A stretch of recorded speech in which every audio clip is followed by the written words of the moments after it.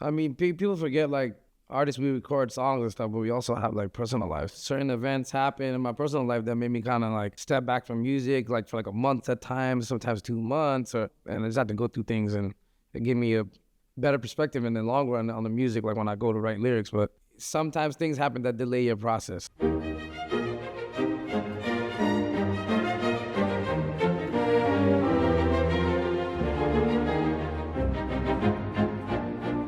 Compared to 2017, like I've seen so much and I know so much more. I'm not so lost in the moment and like just being hype about what's going on. I'm kind of more like planning things and being more calculated. When I was younger and I just came in the game and I had all this money and all this stuff and all this success coming at me, like everything was very like reactionary based. Like, what do you want to do today? I'm not thinking about my future. I'm thinking about what I want to do today. I'm not thinking, you know what I'm saying? Like, so that kind of stuff.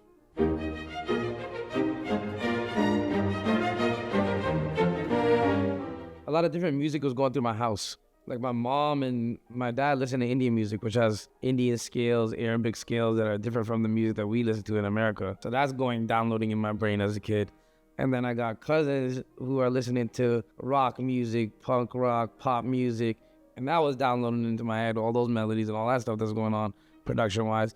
And then in my neighborhood, all my friends are listening to hip-hop. So I'd go put my sister onto Nas, and my sister and them put me onto like Radiohead. And as far as like a producer, I just always wanted to learn how the beat was made, because I had friends in high school that was remixing beats with like Indian music, like taking like a hip hop beat from like a 50 Cent song and putting it on like an Indian record. And I'm like, that's easy. Like, how do you make the actual beat? And that's when I started diving into it, like 15 years old.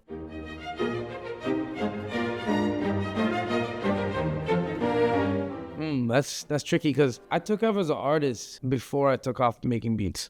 And then they went back and looked and said, oh shit, he makes the beats too. Like, it wasn't like I was known as a producer and then I became an artist, which worked out good for me. I think when I posted my song on SoundCloud and they got like 5,000 plays instantly, which is like nothing now. We do millions, billions of streams. But like if you drop a song on SoundCloud, a lot of artists know, like, yo, I'm not gonna do like more than 100 plays, but this shit just started picking up fast, like 5,000 plays, 10,000 plays. And then, you know, OVO Radio sound was big in the city, and they started playing in. I was like, oh shit, you know what I'm saying? So that's around the time, 2016, 2015.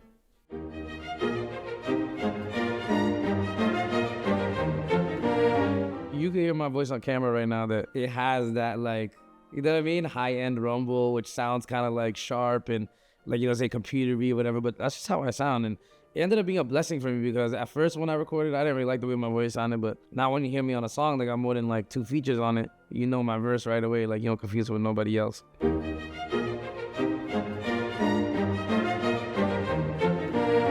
I had got a couple offers with certain people before I met Cash, and I just didn't feel right about them, didn't feel good. I hit like dead broke pretty much, you know, and when I hit dead broke, like my credit card like declined at like a Wendy's. People know the story.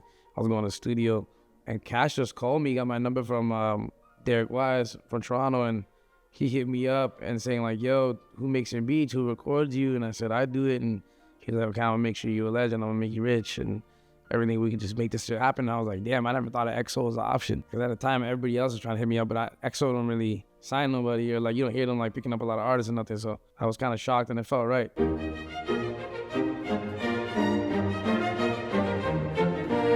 Probably like selling out Scotiabank Arena in Toronto.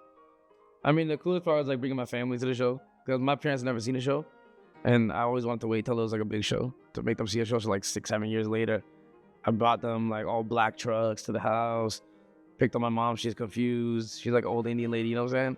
Took her downstairs where the players go through, like the Raptors go through, and she was just like crying the whole time, confused, like, whoa, like this is all for my son, you know? Like my mom speaks English well, my dad kinda.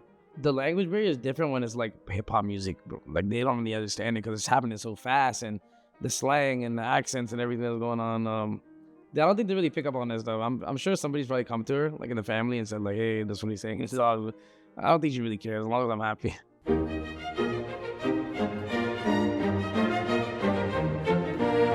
I feel like people just like listen to my music and think that's me, and then they don't really know who I actually am.